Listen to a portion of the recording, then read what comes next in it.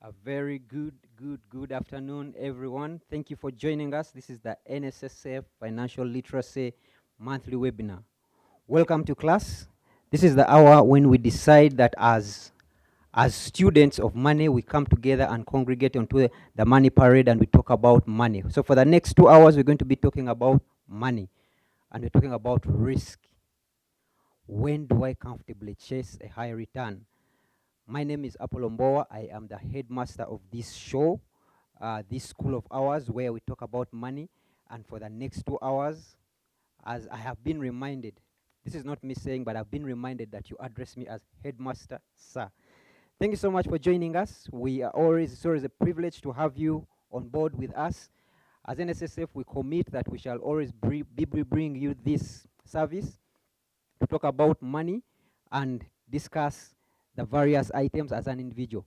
Remember, what we are focusing on is personal finance. What are you doing with your money? What can you do with your money? What are other people doing with their money? Last webinar, we had Mr. Kabushenga, we had Keith from CMA, and we had Maurice deliberating about the financial and non-financial options. And there's been quite a lot of feedback about where can I get those options. Those options are, for the financial options, you can go to the CMA website and please select any of the market players. As long as they are regulated, you can select. As NSSF, we cannot point you to one particular player because they are all licensed. So you just go to that website and pick out any of those. Today, we are here to talk about farming as an option. One of the things that has been said about farming, it is one of those things that are very risky. Very, very risky. So when you talk about high risk, when can I comfortably chase a high risk? When can I comfortably? The majority of us, the corporates, you are members, most of you are farmers of one sort or the other. But on the return side, we don't see you. We see you on the investment side, but we don't see you on the return side. So today we have quite accomplished persons in this field. The field which we call high risk, and we want to ask them those questions. When can I join that high risk and it counts for me? As I told you, we've had this for the last, counting today, we have had this for the last 10 months, and we are saying we've been doing a lot of talking, but we are getting into the avenue when we should start talking about action. What are the actions that I'm getting into? And one of the things is maybe you need to make the decision either to go for the high return, high risk, or to go for the low return, low risk. But whatever you do, you need to be in action.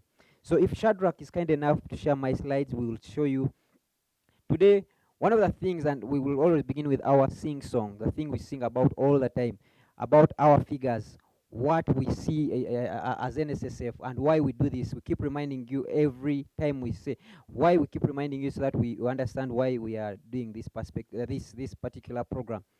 One of the things that we shall keep reminding you is at NSSF, 44 billion leaves every month and gets into the economy in form of paid beneficiaries. And we're still asking ourselves, where is that 44 billion in the economy? We want to have an answer. 56% of you choose, when you receive your money, 56% of you go to your relative, you go to your sister. For the ladies, you go to your mother. For the gentlemen, you go to your brother, and you ask them, I have gotten some money from NSSF. What do I do with it? And they will give you advice. We keep saying this, and we shall keep repeating it every time, every chance we get for a webinar, we shall repeat this. They will give you advice basing on their own experience. Financial advisor is not their expertise, so they will give you advice basing on their experience. That is why we are seeing only 5%. Now, of the people who are working, you have worked for your 30 years and you have retired, only 5% are actually able to live a life that they were living in before they got into retirement. 95% of us have lost, and we have had to find a level down or 2 or 3. So, ladies and gentlemen, as NSSF, one of the other figures I want to share with you today, this morning, is what do people exactly do when they receive their money? And when you see that slide, you will see, I don't know if you are able to get, yes, that slide that is, you'll see that 43% of us, 43% of us, when we receive our NSSF money, we go and build a home. We build a home. There is another 22% that will start a business. Start, not expand, but start a business. Others, some 27% will go into buying land and so many other things. Now, there's no crime against any of these things, but we are asking ourselves, is it the best use of your money?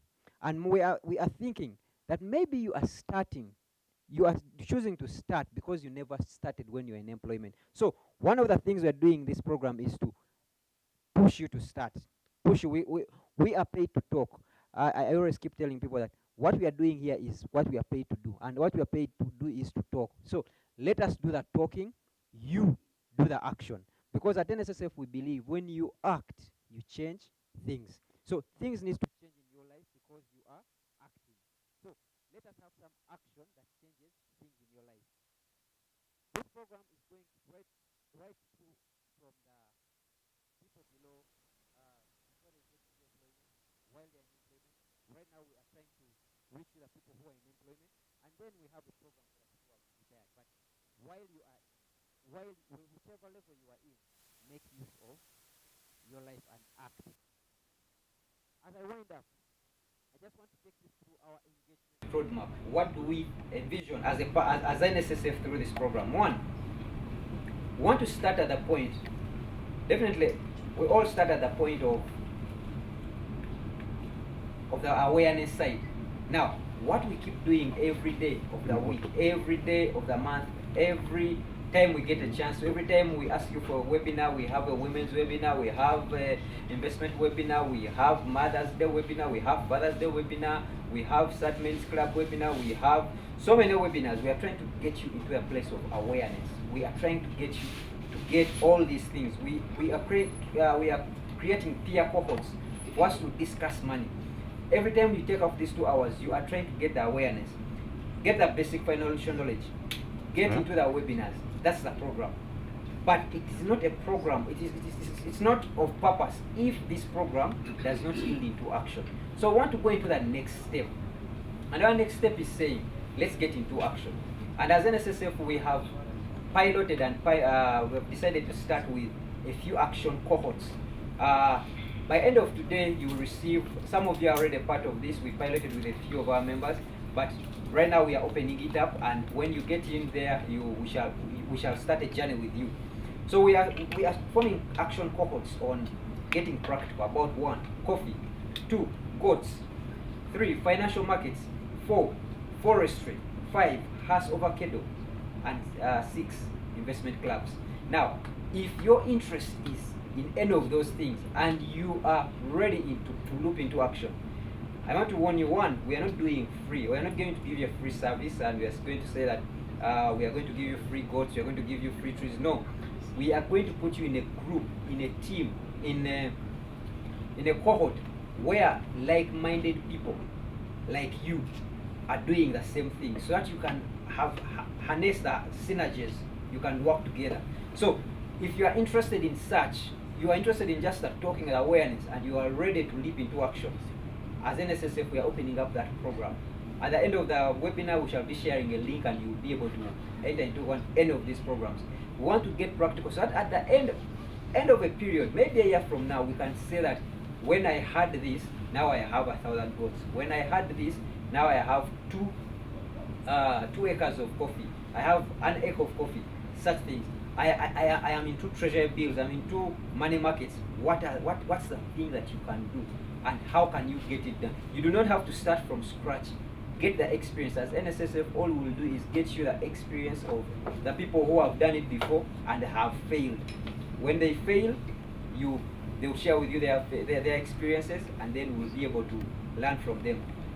We are looking at our final step as financial literacy being a lifestyle.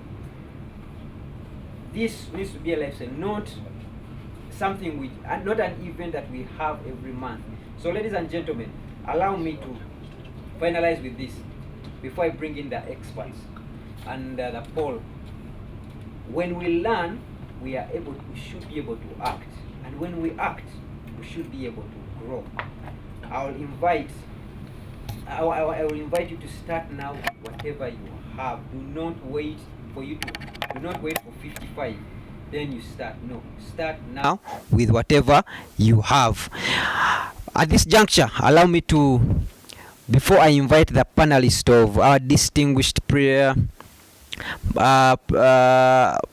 panelists today, allow me to cast a poll. If the poll team is kind enough, we need to know who you are. Now that you have seen a snapshot of who we have in stock for you, we need to know who you are. Kindly, let's have the first poll.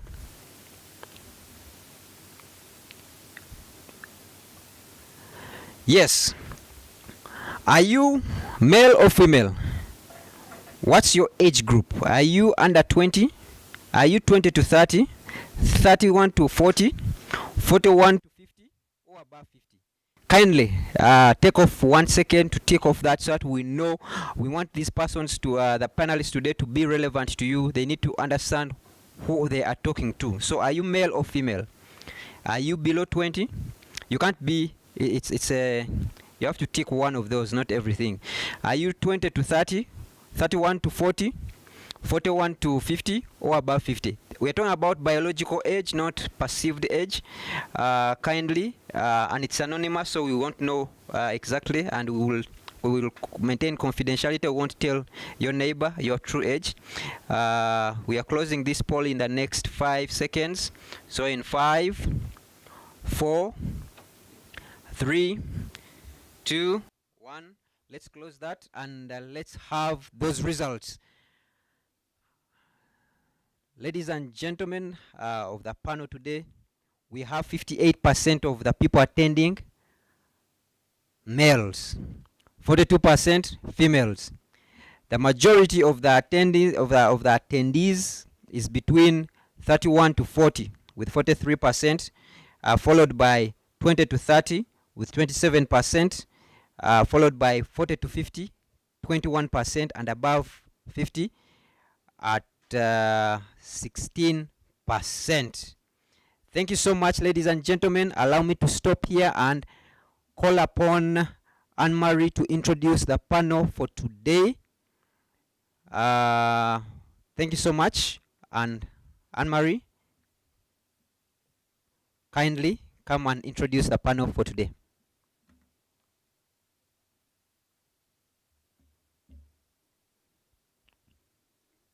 A very good evening, everyone. Welcome to this webinar. I've been given a small but rather honorable role to introduce the panel for the day. On the panel today, we have Mr. Hamis Semanda. Mr. Hamis is a seasoned goat farmer. He's an AI technician. This is all to do with animals. He is a CEO, Ham Animal Breeding Farm, and he has established other farms with thousands of animals. Mr. Hamis, you're welcome. We also have Mr. Agri Kankunda. Agri Kankunda is a Rotaract District Governor nominee. He's an astute professional accountant with a wealth of experience. He has worked with very big organizations, New Vision, URA, KPMG, and after working in formal employment, he established himself. He's a CEO of Agro Wealth Limited, and he also has a consultancy firm. Agri? Thank you, Anne-Marie. Well. Our moderator for the day is a lady. She's Josephine Karunji, a journalist and a communication specialist. She has worked in the mainstream media for over 13 years and now a consultant for different organizations. Josephine, you're welcome. Thank you very much. Josephine, you can take it on. Thank you very much, Anne, and thank you very much, Apollo, for setting the tone for our conversation. Good afternoon, ladies and gentlemen, and thank you for joining us for this conversation on when to comfortably chase high-return, high-risk ventures.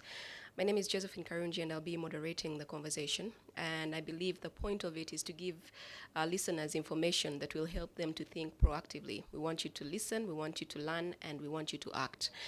This conversation is going to be for about an hour and a half, so let's make the most of it and jump right in. My guests have already been introduced, so we'll start. In the words of Apollo, in a conversation we were having earlier, we don't want to just excite people, we want to excite them into action. And I guess the best way to start is by helping us all understand, breaking down our complex sounding title, Comfortably Chasing High Return, High Risk Ventures.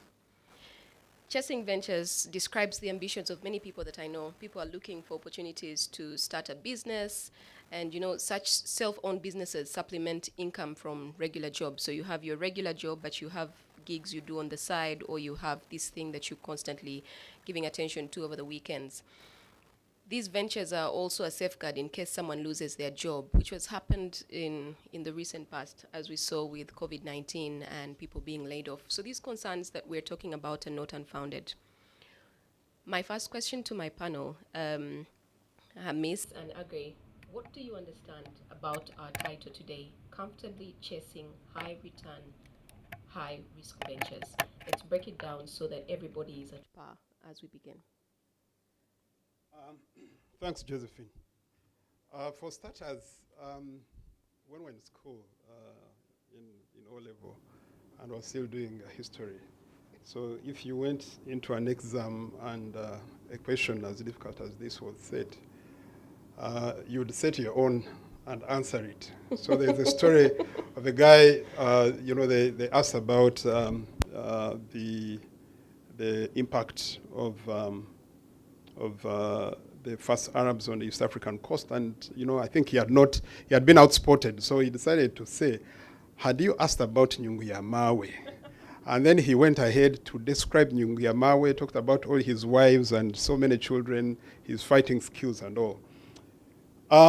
Comfortably pursuing high risk, high return is a tough one.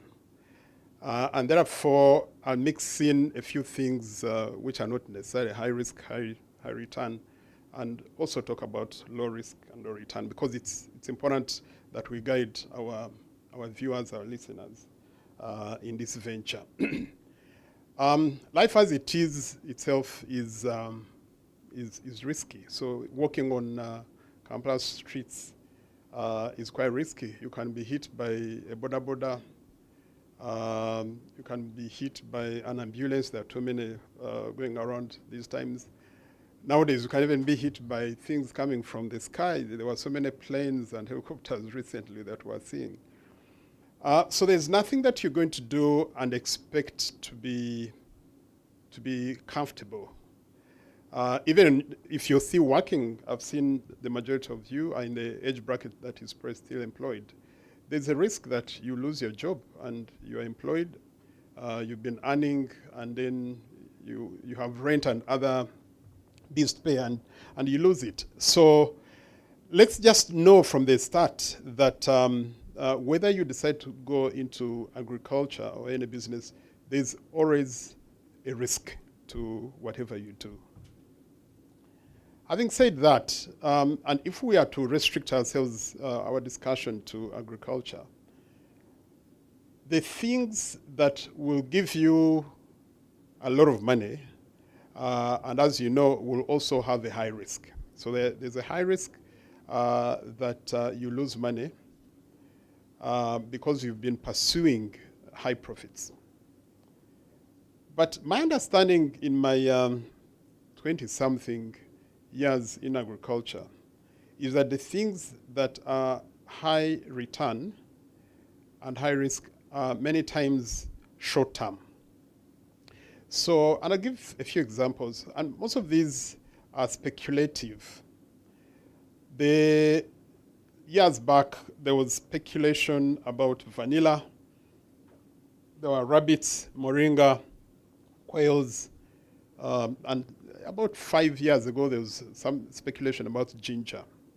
Most of these things are short term. If you invest your money in any of these that I've mentioned, you get back your money quickly. So, but they're highly risky, especially things that are trendy. My brother Hamis earlier told us that for him, he doesn't go with things that trend. Although I know that goats are trending lately, and they're going to trend even more from today. You know, if you see a goat farmer dressed like Hamis, who wouldn't want to be a goat farmer? So most short-term things will be highly risky, but will give you money quickly. But there are also other things like poultry. I think I'd put poultry in medium term in terms of time scale, especially if you go, for instance, into layers. There's quite a lot of money. I talked to a friend of mine this morning, and he told me that if you're doing layers, for instance, you get a profit of 30%.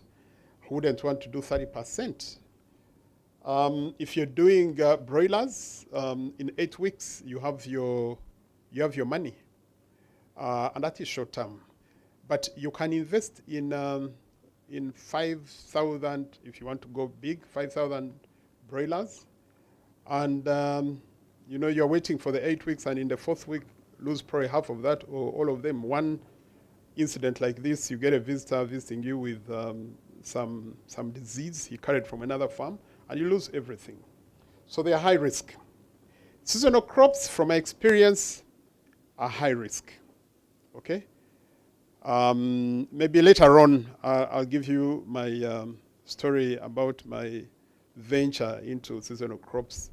Okay, we're going to get into your story. Yeah. I wanted to ask, in regard to this particular title, it starts with comfortably.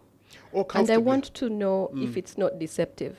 It's Is quite there such a thing as comfortably? Like I said, it's quite deceptive. You cannot comfortably run after big money.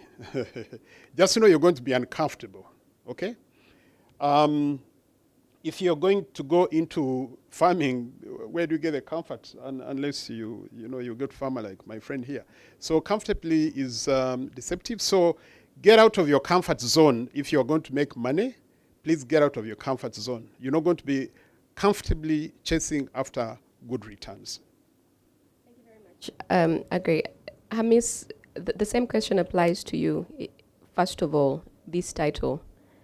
Have you found any comfort in your chase? Yeah, thank you very much. Me, I will have very few words because he has spoken maybe all of them because we belong to the same line.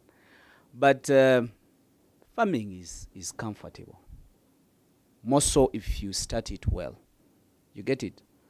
There is a high risk in doing farming, but it depends on the approach. How do you go there? If you fail to risk, then you can never get. So, all in all, whatever the life we live in is all about risk. You get it? But I know the reason why people call it a high risk in agriculture or in farming is because of that pain called investment. I'm telling you, even if you're buying food and you're putting out your money to buy it, there is that pain. But putting up your money for, let's say, 6 months and you've not gotten the money back, you find it a high risk. But in actual sense, it is not. Like it or not, you have to do something. You have to risk. If you keep your money with you and you don't invest it, it's a high risk than a person who is investing it. Because the bank will keep on chopping, NSSF will keep on chopping, you get? And then finally, it is not producing. It's better to risk than to stay with your money. So all in all, we have to risk. That's how I understand it. And it's not a risk, but it is an approach. Not to mention, when your money is kept away, that's when all the problems come in. That's it. Yeah. I'm telling you. And there is no way how you can control the cash you have in the pocket or at the bank. But it's very hard for me to sell an animal because my wife has an issue of making up the hairs. You get it? But she cannot ask me to go in a salon when I have cash and then I say I don't have money. But if I put it in farming, I will tell her, please, I have to sell a goat so that I can pay your money. She will understand the seriousness I go through to get that money. Yeah, very well put, Hamis. When you have a lot of money in under your pillow or in a pot, that's when people come with all sorts of deals and either black dollar or gold, and, and you never see it. But having said that, there's also an age at which you should have an appetite for risk. So if you are part of in the statistics, in the 12% or so that are above 50 in my age group, your risk appetite should be waning, should be going down. You have a good appetite for risk when you are in your late 20s, early 30s. I started my agri-business when I was 28. And, my first venture paid off. I started with a poultry farm somewhere here in Kampala, in Chitintale. Paid off in a few years. I was able to put up a hostel in Makerere, which is now a hotel. But later on, I made quite a number of mistakes, burnt my fingers. I'm even surprised I still have fingers with me. Yeah, so the age matters. The age at which you are matters. Well, and also maybe the amount of money that you have matters. If you have just savings of 5 million shillings, I don't know whether you want to take a high risk with your 5 million shillings. Chances are you want to take high risk when you have 50 million or even more. Yeah. Thank you very much, Akari. Hamis, I'm going to come to you because you were quite brief in your earlier response. You are a seasoned goat farmer. So we want to get a sense of how your journey started and got you to where you are now. What inspired you to go into goat farming? Do you have any regrets? How long did it take you to break even? We have a lot of questions about your background, so I'll just give you a few minutes to share that with us. Thank you very much. My journey was not that easy. I was working in Zimbabwe at a farm called Sembeguya Estates. I was in charge of breeding. I was doing artificial insemination. Then there was also a goat project that was running in the district, which has really done a lot to whatever you see, the goats trending in the country or all over the roads, because whenever you pass here, you see goat meat, which wasn't the case before. So it was that project that created all that. Me, when I went there, they were giving out goats to the farmers. If you have land, they could give you 50 goats, another 50, even up to 500 goats to breed, thinking that they will accumulate the number of goats and then sell, export. You get it? So when I looked at the farmers that were given goats, they were illiterate farmers who couldn't even write or sign, but they could just look for the thumb to sign. They could receive over 50 goats. When you go back, like after 6 months, a farmer is having 150 goats, which are already improved. Taking like 2 years, a farmer who started with 50 is now having over 400. Then going back, assessing him, what he has done, he could tell us, I have made a dam which is worth 7 millions. I have been able to buy another land which is around 10 millions. He can tell you that I have sold males, over 100 males, within 2 years out of 50 goats. Then when you go in calculation and you find out if this farmer has sold males at, let's say 200,000, that is already 20 millions in less than 3 years. And he has not only done that, also he sells even the males, because I've talked about the males, but there is also females he sells. So that came in my mind. I looked at the salary that I was being paid and how erratic it was coming. And you know, when goats could get sick, they could call me. A farmer can only give you 30,000. You find a farmer riding a motorcycle. Next time when you go back in 3 years, the guy is now driving a car.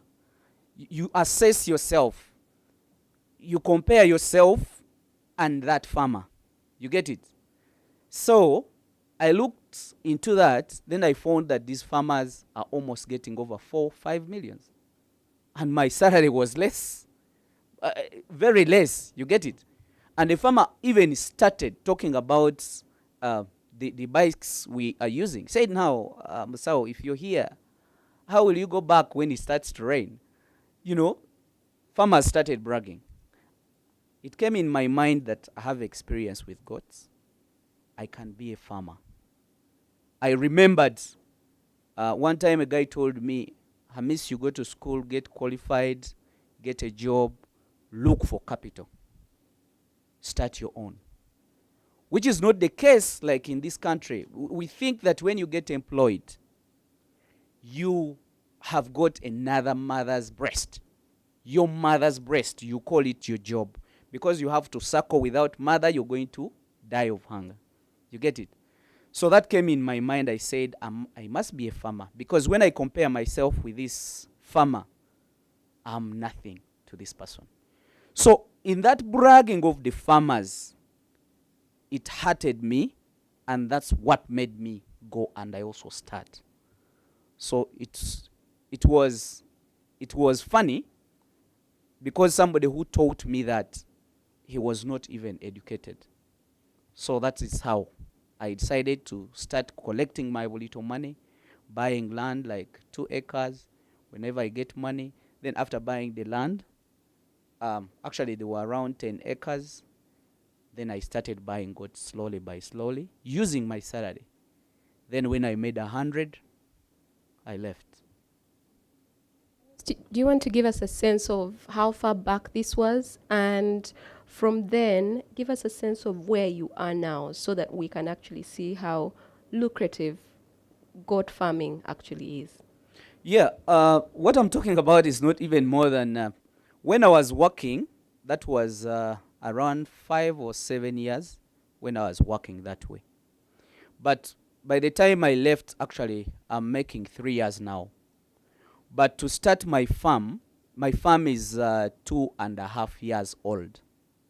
Right now, I'm talking in thousands of goats, because after realizing the profits of goat farming, I decided whichever money I get, I put it in a living money. I discovered that when you have a living animal, every bite it makes, it is converting some muscles for you, which are dollars. So where I'm standing, I'm looking at 2,000 goats. That's what I want to have in a few years, not even years, but I think in few months. Because as per now, I'm in 1,000 plus, so I need to have 2,000. And my destiny, if I make like 5,000, I think I can make like 2 billions, and I can be a very happy youth. I think that explains why the word comfortable was okay for you to be left in this title. Agri, I'm going to ask you the same questions. Thank you very much, Hamis, for sharing that. I want you to give us some background to your story, very briefly, that can inform our listeners that you can start somewhere and get somewhere. I started my farming in 1996, 97, with I think about an acre of land in Chitintale.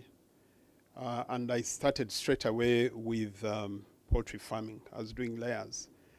And but then the margins were very good. At some point I was doing 45%, which I'm sure is difficult now. And from there, like I've told you, my wife and I exercised good financial discipline.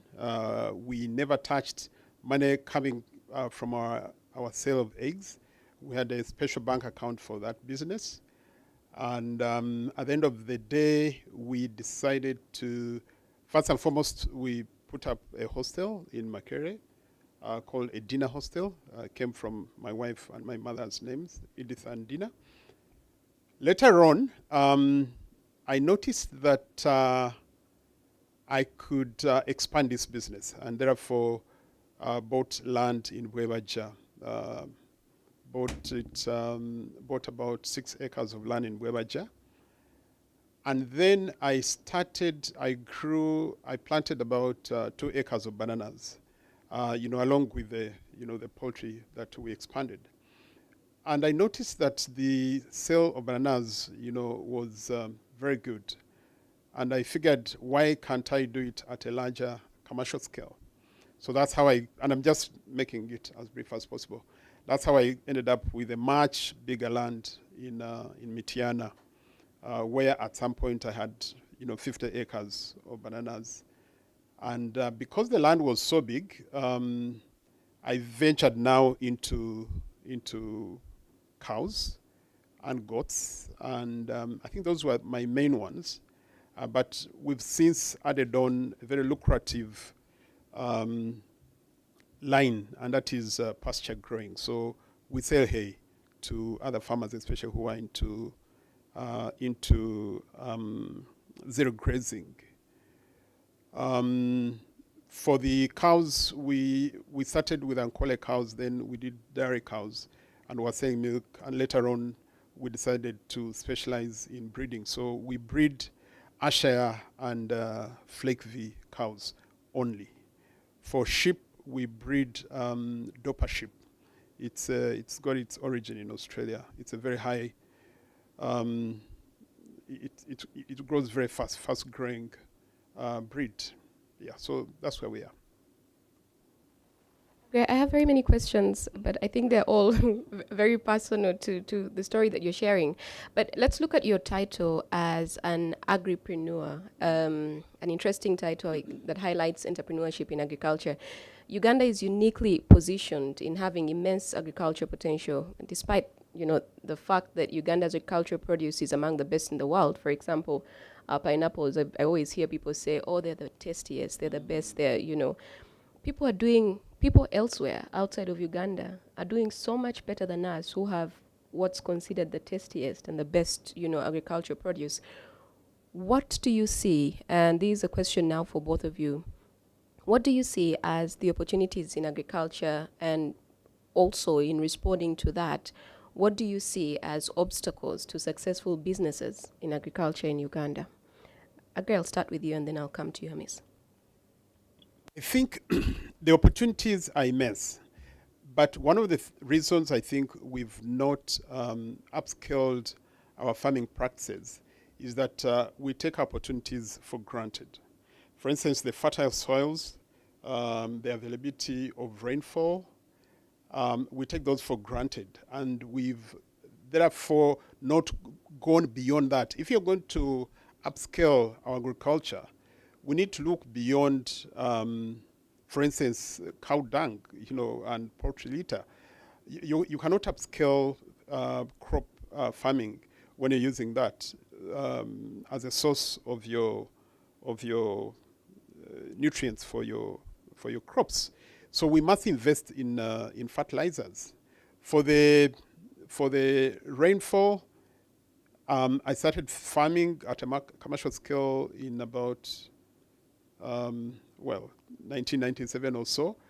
The rains that we used to receive then are not the same rains we're getting now. So we took those rains for granted, and I think God is telling us something. Invest in irrigation. We've done that at our farm in the last 2-3 years. We've been investing a lot in irrigation. The obstacles are, part of the obstacles are actually in our minds, our mindset. A couple of things. One is we do not take farming as a business. Much as we think we can get money from agriculture, but we don't give the business of agriculture the attention it requires. The time we dedicate, the amount of money we need to put in. We are not properly organized. I'm sure one of the reasons we've not been able to access ACF, agricultural credit finance, from the commercial banks and BOU is because many farmers who claim to be in the business of farming don't have books of accounts. I have helped a couple of them, but if you see where they are, they still expect to access either grants or loans of whatever sort. Nobody would do so if you're not going to organize your books of accounts. The other one is the fact that we're still undecided whether we are farmers or we are corporates. If you're going to be and farmers. We are weekend farmers, telephone farmers, and you do not know how much we've and I think in doing that we are enriching the telephone companies, the MTN and Airtel of this world. So we spend more money than fuel and our hours on the farm on telephone calls than driving and living on our farms. I've visited farmers in Kenya, in South Africa, in Netherlands. And these are farmers. They come to town only, once in a very long while. So I think those are the things. And then the other thing is that we think for you to upscale or to do any serious farming, you must borrow money. And it's a very big mistake. If you think you're going to start farming with borrowed money, you are into a lot of trouble. You will never take off. Okay? You can borrow money when you are expanding, okay? But you have, first and foremost, you should be on your farm. Secondly, you should have proper books of accounts in place, because you also need to gauge, to assess if you're making profits or losses. Many people actually make losses, but they don't know. And that's why they keep on putting money, and they claim they are making money, but if you ask him for a profit and loss account or a balance sheet, they can't produce it. If they did, it would show that this firm has been hemorrhaging them. Yeah. So they're taking money from somewhere else to cover up for the losses that they're making. Amis, I'm going to ask you the same question, and I know you're going to start with my remark about weekend farmers. But I was saying that just to put it into context, depending on the kind of farming that you're doing. So you are allowed to do. Thank you. I'm not going to talk about your thing. But I'm going to advise, because me, I'm always in the field. I see how people fail in farming. I see the trouble that farmers go through, but one of the things, we are cohabitants in Uganda. We cohabit on job. We never get married to a certain project. You get it? So you find a farmer and you ask him what exactly are you getting from your farm. He has over 10 plantations of banana. Then he has some 10 avocado because they said Hass is on market. He does some soya. He does some 3 chicken. He does. Do you know? He drives and go to Hoima. He comes back with 2 bunches of banana. And do you know? He comes and brags in Kampala. I'm a farmer. Do you see what farming does? He doesn't even know that the bunches he has carried on his truck and charcoal are less the transport, the fuel he has used. You get it? That is what we have. 2, it's the young people. I'm 34 years. I don't know how many years you have, the biological and what Mboa talked about. But the truth is, we left farming for the old people. You get it? If you look around to my age mates in the country who are doing farming and serious farming, we are really very few. You get it? We are educated and we think that employment is our mother. So we shall end up being employed. Remember, when you're working somewhere, your boss is you're supposed to make profits for your boss. And then your boss gives you a portion or a bunch, then he takes also his profits. I wish we could understand that we are there to make what they call capital. Then after capital, you invest. I'll thank NSSF for this because it's really going to help people. Most of the Ugandans that have retired, they die after 2 years, after the payment from NSSF. Why are they dying? Is there a virus that is killing only those? No. You get it? Because somebody is thinking about working where he works and is paid on a monthly basis. We, the young people, we have left farming for old people who are growing old and they are getting off. I wish we could understand that if I'm getting money from my workplace and invest it, but find out where are you investing your monies. That's why most of us have resulted to teaching people for free because there is no information. Those that have tried to start farming, they start it in the darkness. Somebody doesn't know. That's why some people come in and say, this is working, and everybody runs in. You get it? They don't think twice that if this fails, where am I going? You get it? There is investments depending on your financial muscles or ability or age. You get it? I do not expect you or me to invest in something new and we invest 100 millions. That's why they call it a risk. You get it? But understand the project when you're still at work. Use the portion of the money you get from your work. Portion it. 50% investment or risking, the way you call it. 20% eat it as you. You get it? Then let the 30% move around there in those people that help me, lend me, what. You get it? That is how you're supposed to do it. But the 50%, you have risked the money, or you're going to get. We said you cannot get when you have not risked. So, if we want agriculture to develop in this country, me and you and Mboa and other young people should get involved. You get it? Such that we don't wait for retirement. We don't wait for to get old and we wake up, now we are going to do farming. That's why those people are dying. NSSF money.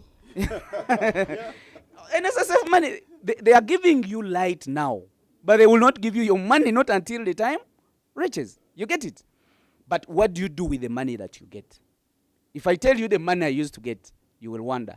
I know even my boss is seeing me and is really asking himself how. Please tell us. I cannot tell you, but just know it was small. You're not going to tell us where you were working. We just want to know that things are possible. Oh, he told us. Yes. Okay. So, what I'm trying to say that let's be focused. Search for where you're going to invest your money when you're still in office. I do not advise somebody to leave office, then go wholeheartedly in farming. start investing, but also look at the business that you're investing in.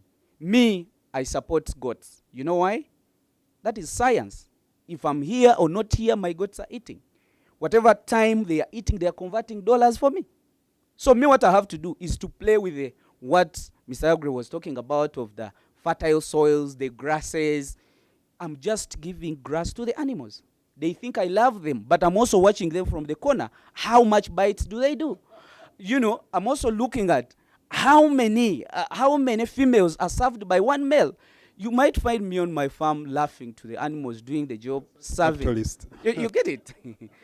They are laughing. They are serving each other. They are enjoying. And me, I'm also enjoying because I know there is an additional money that is coming on my account.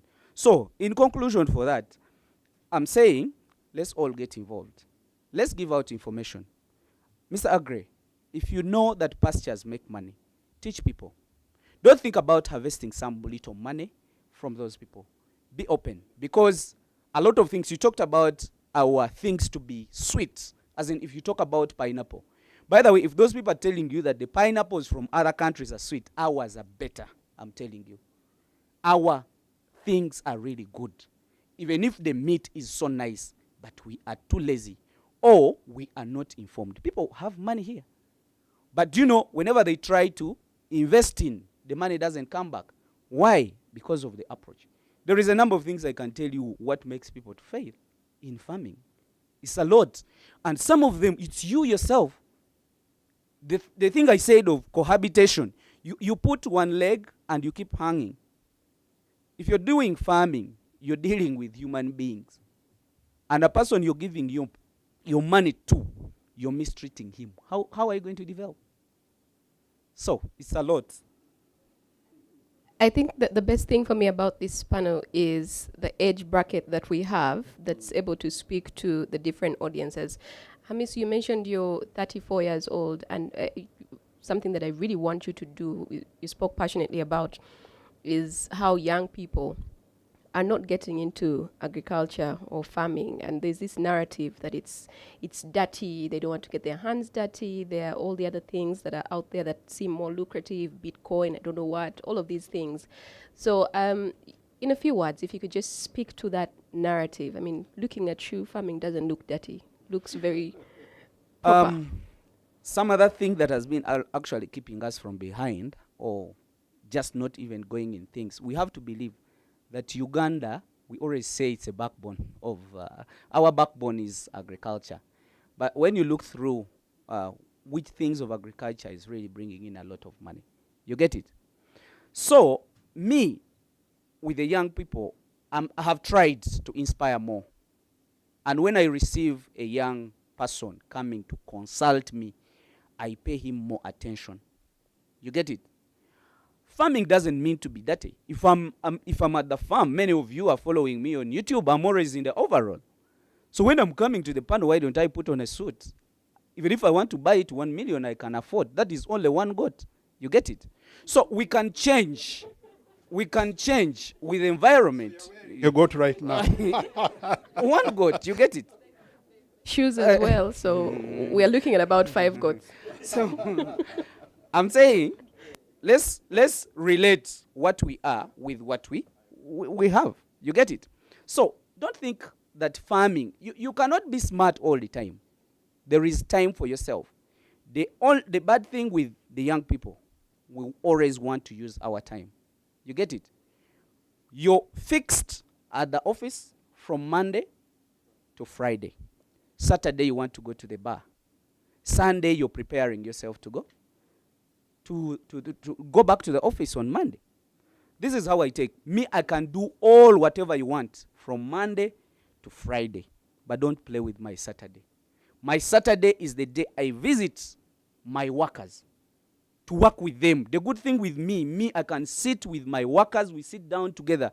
I'm still a young man. I can share with them netubonga and we do everything. I'm using their brain to make money for me. Then Sunday, I gave it to the country. Let the country come learn from me. Don't pay me. Come, visit my farm, learn what I'm doing. Because the reason why we have not been exporting animals in the country here is because people reserve their businesses. You talked about pastures. You only want to be the supply of pastures. When the demand is too much, you can't afford it, but still you want to be with it alone. That is not me. Me, I know everywhere. They call me all over the world. They want goats. Even some countries that I cannot be able to export to, they call me. Why do I have to stay with the information and the knowledge and I don't teach it to more other people to invest in it? Because there is no competition for that. If there was a competition, goat's meat wouldn't be at 20,000 in the country. You get it? Hamis, you've spoken quite a bit pointing at Agri, and he's not being willing to share this information. Agri, I'll let you respond to that. Amit, for starters, I'm a Rotarian. We believe in sharing, and so we share our meager resources with the less fortunate. And I want to, after this, I want to convince you to join Rotary as well, because from your structure of how you dish out your money, 30% is for, giving people who come to you for this and that.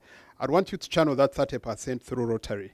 And you'll see what will happen in your life. But I do share a lot of information on what I do at my farm. Mostly pasture growing. I have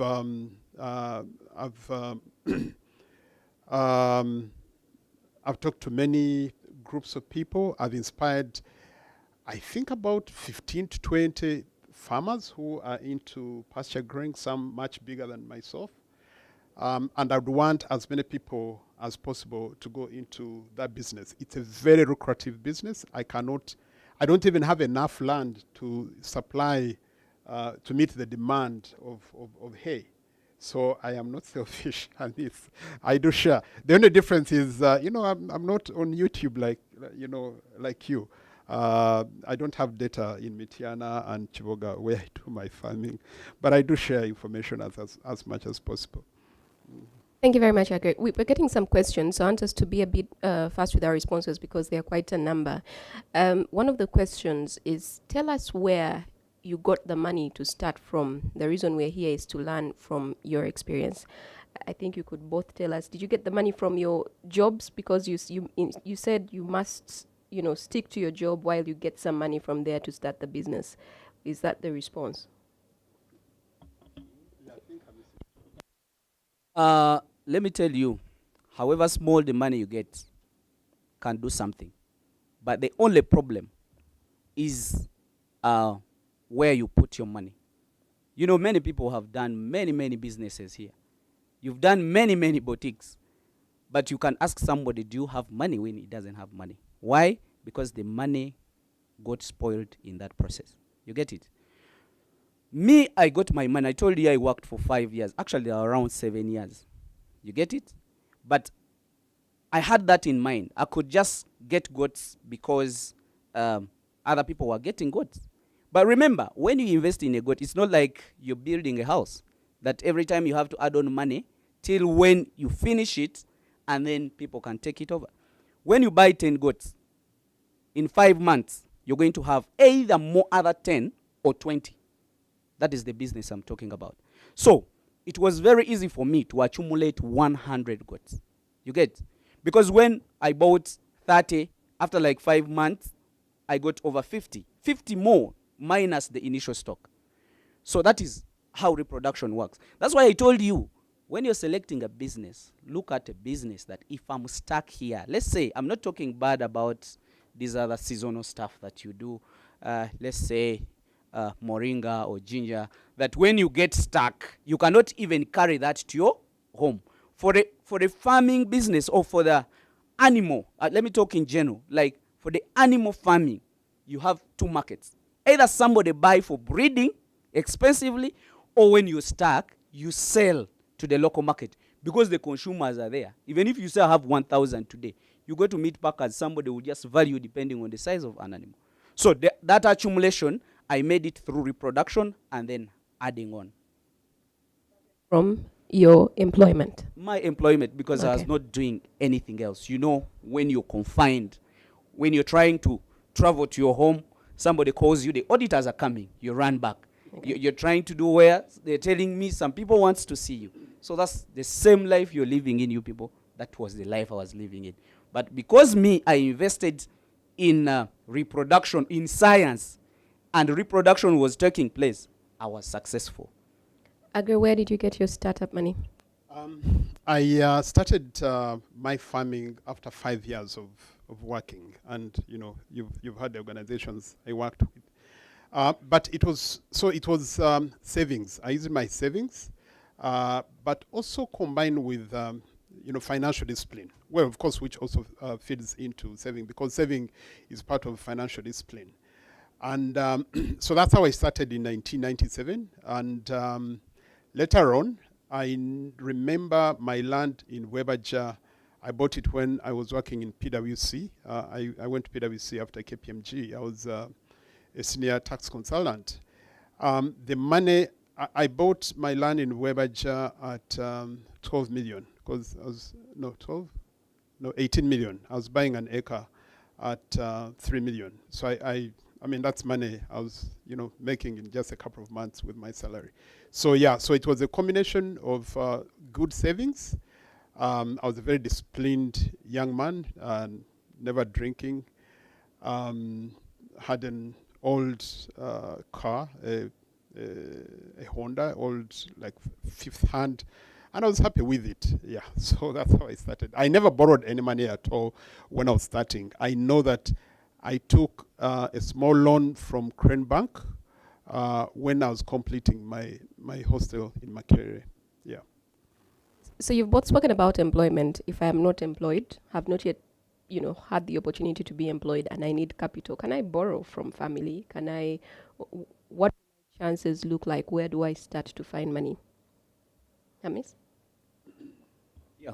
The truth is, there is nowhere you're going to get money if you're not employed, unless if you're going to steal.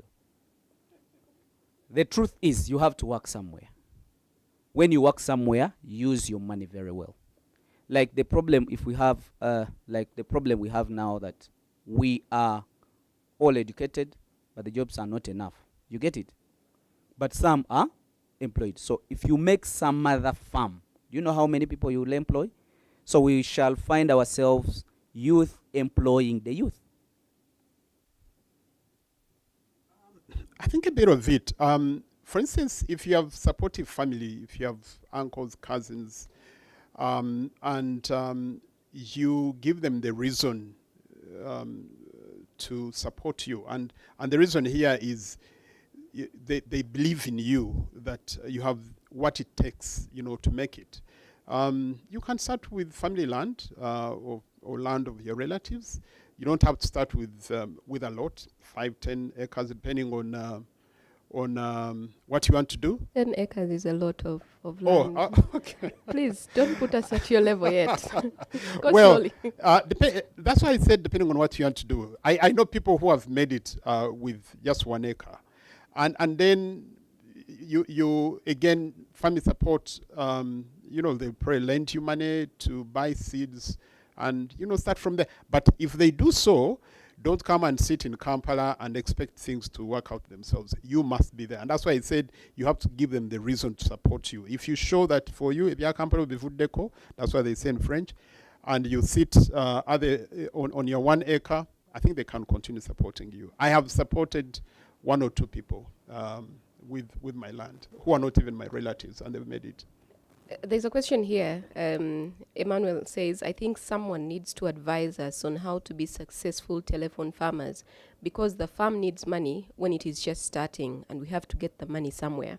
So Emmanuel has to work in the office during the week to be able to take care of the farm that is very far away. How does he juggle that? Yeah, Emmanuel, let me tell you one thing. Me, I left my job. That was after establishing my farm. But what I have to assure you, you don't need to be at your farm such that the work can get done. You just need to know how to work with people. Let me give you an example, you people. The people we use, some of them are educated, some of them are not educated. You get it?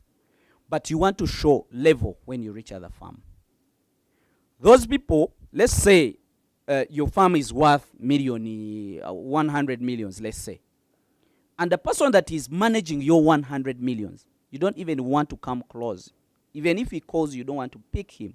You get it? Because you're speaking to somebody else. Me, a minister, to call me when my work is calling me, I first pick the worker because I know he's handling my things. And the minister wants me to handle his stuff. You get it? So we should learn how to treasure those people. Let those people get trained. Let them be your friend. Then you put the money there. There is no way how you will make farming when you're in office, unless you have that connection. There is that connection that you need directly to the people. If you don't do that, then you hang up. But the truth is, you don't need to be at the farm, but find a day to sleep at your farm. Some of you are just visitors. You go to the farm, you hang around, you rotate around, you go away. Sleep on the farm, stay with your people, at least for one day in a week. That is a day that you own in your life. You get it? Instead of spending that day with your family, spend it with the farm workers. Why? Because they are going to make money and facilitate your family. You get it? The time to stay with your family will be 50 years, not so. Because you will have the money and everything will be working out. But you treasure the family and you leave the work. If you collapse, the family will need more money. So give more time to the farm. At least one day. It's a day for your own. This has nailed it. The only addition I'd like to make is the choice of enterprise you want to do. There are high dependence enterprises, like dairy farming, like poultry, I think a bit of piggery. Those you definitely need not venture into them if you still think you'll go there only on Saturday. And the workers know your schedule, they know when you're coming. But things like, and here I'm sharing information, which I thought I'm not, but things like pasture growing, goats, sheep, beef cows, a bit of forestry, has avocado or avocados of whatever sort, because it's kind of trending nowadays. Those you can do, remotely. But like Hamid said, you must go there every weekend. Both so much for taking those questions. Let's move on to the high return, high risk part of the title of the conversation we're having. Personal business is often high risk. I know a lot of people who've lost their investments because the business startups went sideways.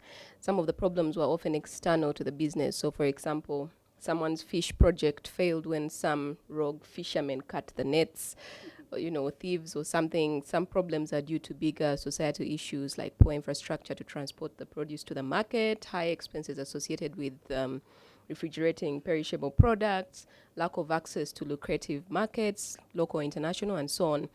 Amis, what has been your experiences? What were some of the obstacles you faced or are still facing, and how are you going about them? And I'll bring that question then to Agri.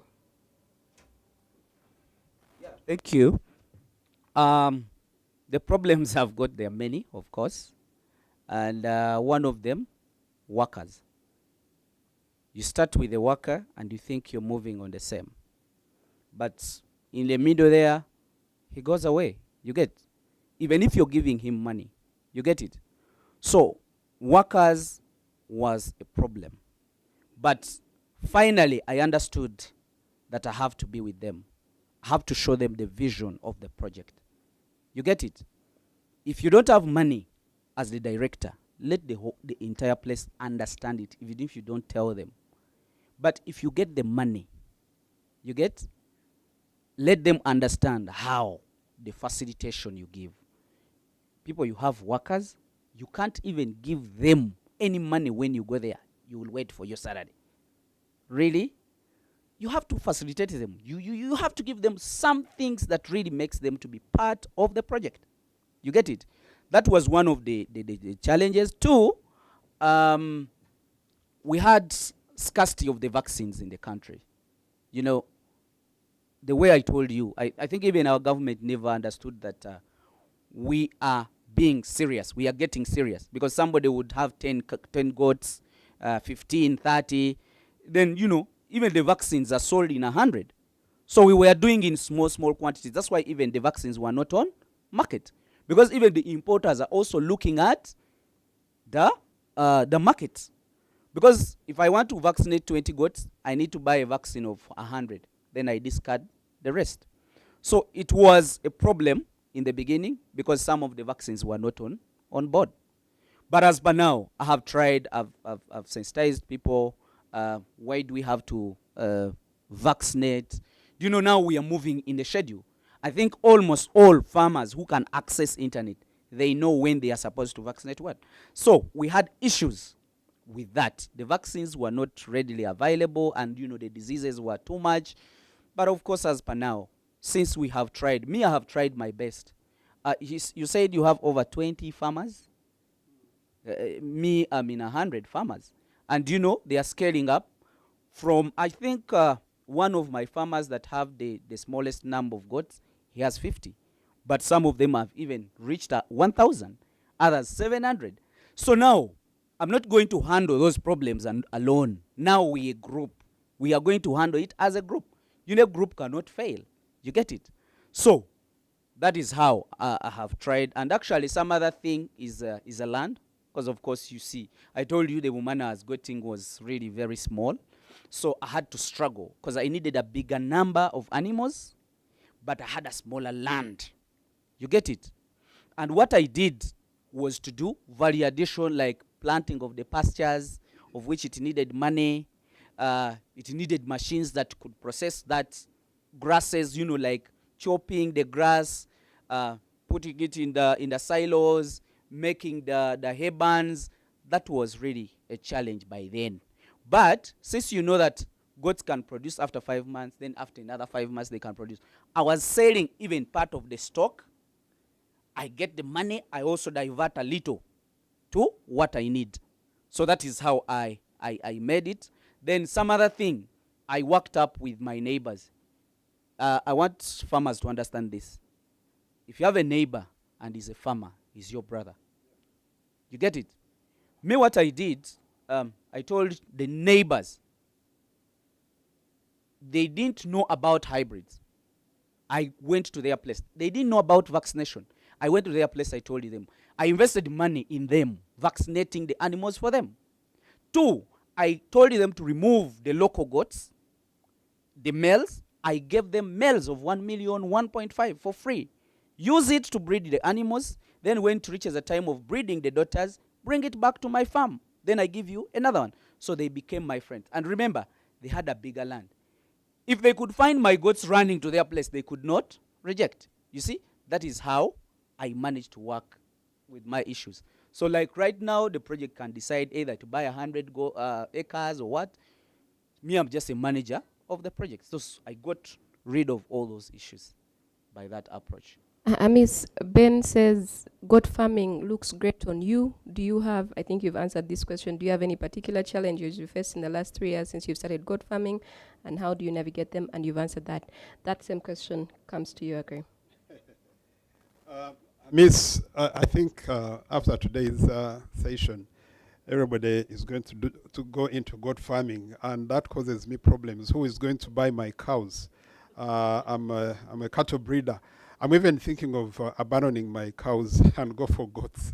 So you're going to add me on that number of hundreds and thousands that you've supported. But a couple of problems, that are very personal to our family agriculture enterprise. One is political. I always try to keep away from politics, but politics will look for you wherever you are. This happened when 2 things happened. One, when UPE was established. The other one is when graduated tax was removed. And I saw this visibly on my farm. Before the abolition of graduated tax and introduction of UPE, workers were looking for me. My home village is in Shema, in Masheruka. Whenever I'd drive to go see my father, you'd see them. The moment I parked, they would be lining up at home, asking for me to give them jobs. And indeed, I had many who were working in my banana plantation. But after those two political events, the number of workers went down.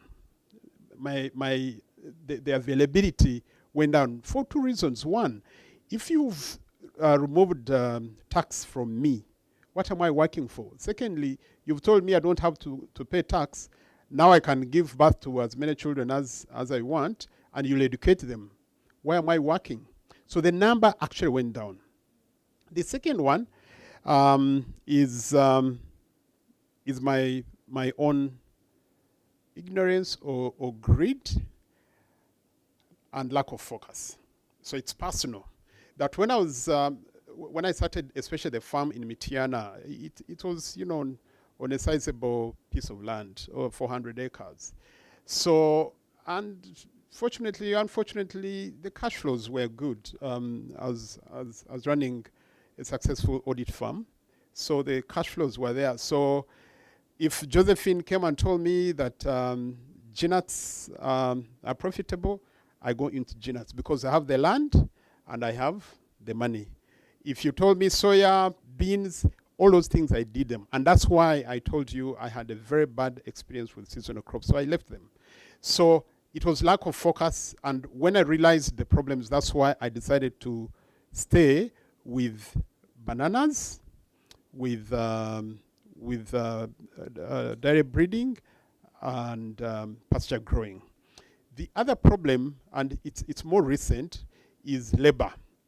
There's a big problem with, the insincerity that hit us in the white collar jobs has also gone down to the unskilled labor. So you want workers, and most of us get workers from Kabal and Kisoro. So they tell you, it's twin esente, we don't have money. So you send money, they switch off their phones, you never see them. And that is being suffered by so many farmers. So the few that come will work for you for a few days, disappear with your tools or something. At my forest in Chivoga, I lost 200 acres to fire. 250. The first one was 100 acres, the other one was 150 acres. And this I can put down to ignorance in the community. They did not appreciate the impact the forest was going to have on the community. So what I did to mitigate that, like I told you, I'm a seasoned Rotarian, so I'm working with 3 clubs. We setting up some projects around the communities surrounding my forest, so that we're starting with medical outreaches. We'll keep on increasing on our menu of the intervention around the community, but most importantly is we want to sensitize them about the need to have that forest. It creates employment for them, the environment, and many other things. Yeah. Miss, I'll let you say something very quickly. The headmaster, it seems, wants to address the class, so we must abide by his presence. Master is there, but I needed just a few comments about workers. What farmers should know, workers is like getting a woman to get married to. Not the one you start with is the one you marry. You try, things don't work out, you go for another. So expect that. Most of you know it, that you have tried many and now you are stuck on one. So that's the same thing that you're going through when you're working with workers. 2, don't worry about the cattle. I told you in farming, it's a level. You get the financial muscle. Cows can as well make money. But who is investing in cows? I means to invest 100 millions in cows, then I wait for 4 years or 3 years, depending on the gestation, of animals. So if you invest 100 millions today, you're expecting to get those 100 millions after 3 years. I cannot afford, because I'm living on my 100 millions. So I request the young people to go for the goats, because even if I start with 5, I can afford to be with them. And after 5 months, I will see results. After a year, I will see another result. Then some other thing, access to the land.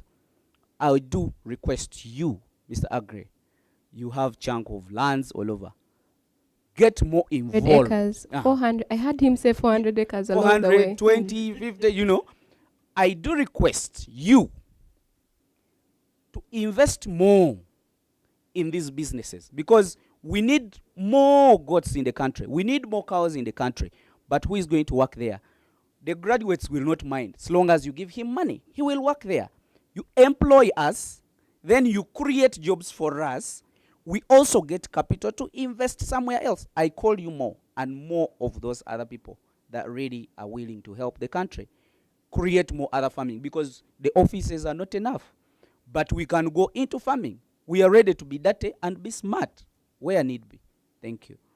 Thank you very much, Hamis, and thank you very much, Agri. There were a couple of questions, but I think you responded to them in all of the things that you were saying. Ronald wanted to know the major pitfalls that new or intending farmers should avoid from your rich experience project-wise. And Dorothy wanted to know about the mistakes we may be making along the way. I think you've responded to those, or we can touch on them after the headmaster addresses the assembly. Thank you so much. The panelists, I am getting questions here. Just to inform the entire clientele or the students that are attending here, I know them, so when you're asking for their addresses, first ask for mine so that I give it to you. But you will have their address. There are quite a number of people asking, how can we reach Hamis? How can we reach Agri? And I can tell you that we share contacts, their business contacts with you at the end of this. But also we have formed cohorts at NSSF. Someone is asking, take me through the nitty-gritties. Hamis has been generous enough already. He has done a video for us. So we are going to do a video series on goat farming. We shall be posting it on the YouTube, I think, within the month, so that you can have an A to B to C to Z of goat farming. We have already documented that. And we are going to do quite a lot with Agri. Agri, you'll forgive me, we have brought you here, and it looks like today you are the government at Uyambe. So I brought in Agri here, and I didn't give him a chance to but by the time he leaves, he's going to have made quite a number of promises. I hope he can. Yes. Thank you so much for panelists, and I want to let you know that one of the things today is more of an action thing, and one of the things we're doing as NSSF is we are preparing an action class, action cohort. So for all those that are interested, I've seen quite a number of people asking the same question: how do we start? What's the minimum? The starting point is going to be, if you want to work with NSSF and Hamis, we ask you that you can work with anyone, but as NSSF we have decided to start a cohort on goat farming, and the starting point is going to be, if you are not registered on our portal, just go and register there. We will be sending you an email to opt into one of the groups, either goat, coffee, HAS, investment clubs, financial markets. On the 9th of June, that will be Heroes Day, one of those days, on a public holiday, we are all going to assemble, and we shall someone was asking, how far is Hamis's farm? On that day, for those who want to go and visit Hamis's farm, we shall take you to the Hamis's farm. For those of you who want to do coffee, we shall take you to a coffee farm. For those of you who want to do, someone remind me which other place we are going to, forestry. We shall have transport arranged to go to the forest, and we shall have a day there, a full day there. So prepare to spend a day there to understand these things practically. What is it that, when they talk about goat farming, it can look exciting here until you reach there and you realize that you are allergic to goats. So let's spend a day there, and you will realize, do you want to go into this, so that you don't wait. So register on that portal. We'll be sending an email for you to opt in any of these. At NSSF, all our services are free, so we cannot charge you for these trips. However, you will need to make a small investment in yourself. That is your own transport. You will transport. We will organize transport jointly here, but you will pay for it. You are not paying NSSF. You are paying those particular carriers, or you will drive yourself, depending. But all the other things, the gentlemen have been gracious enough to give us their time, the places we are going to, or some we have used your money, NSSF money, to pay them, all the other things of eating and everything, so that you can benefit from that. Allow me to take a poll question, one poll question, and I hand back to the panel. If the back office team is kind enough, of the options, now that we are talking about high risk, we want you to grade of the options which you have. If you have to consider one, which one, of these options, which one do you consider most risky to invest in? And we are giving you quite a number: animal husbandry, crop husbandry, trade, fixed income, that is fixed deposit treasury bills, equities and shares, forestry, real estate, politics, insurance products, others. Kindly tick which of those do you consider most risky. Then which of those same options do you consider less risky? Take off 5 seconds so that we understand. Is it politics? Is it real estate? Is it forestry? Is it, the people who invested in politics? We are talking about investment options at the beginning of the year, and politics came out as one of them. And I think the ones we invested today are swearing in, so others are sweating, others are swearing in. So in 5 seconds, we should be closing this. I want to take this opportunity to again thank this panel, Josephine, and your panelists. We don't know these other guys. We know Josephine. Josephine has brought these other panelists. Thank you so much. Thank you so much, Hamis. Thank you so much, Agri. Our link is financial literacy at NSSF. NSSF. It's NSSF UG / financial literacy / then you'll be able to find it. These are our results. People find politics the most risky, 50%. Next, crop husbandry at 16%. 16% people find crop husbandry very risky. 7% animal husbandry. Real estate has very minimal, only 0.7% are saying it is high risk. 9% say shares and bonds, shares and equities are risky. 7.7 say financial, the fixed income are risky. When we go to the non-risk, 51% of the people find that fixed income, that is the financial markets, are the least risky. 51%. And 5.9% say forestry. 10% say real estate. 5.19% say it is animal husbandry, and only 5.6 say it is crop husbandry. So there's something to do there with crops. So Agri, we are enrolling you as one of our consultants on the crop side. Josephine, back to you. Thank you very much, Headmaster, for that break. Headmaster, sir, listening to the poll responses on what people consider most risky, of course, we're all shocked about politics, so amused, really.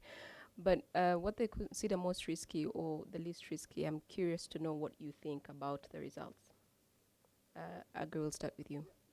Well, first and foremost, having learned that politics is a business, I think I agree with them. I think it's the riskiest. So today people are swearing in. Those are the people who go to their returns.